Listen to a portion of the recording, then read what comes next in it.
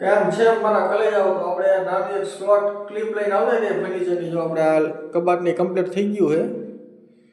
આપણે જો વુડન કલરનું લેમિનેટ છે, આપણે કમ્પ્લીટ હેન્ડલ એવું બધું મારી દીધું છે. ઉપર તમે જો આપણે દરવાજા કમ્પ્લીટ થઈ ગયા છે અને આપણે બ્લેક કલરના આપણા હેન્ડલ નાખ્યા આવા. એન્કર આપણે કબાટ કમ્પ્લીટ થઈ ગયો. જો તમે રહ્યો ને ઊભો આપણે 15 રીતનો પટો આપ્યો ને એમાં જો આપણે ઊભા ગ્રુપ પાડ્યા છે આ રીતે.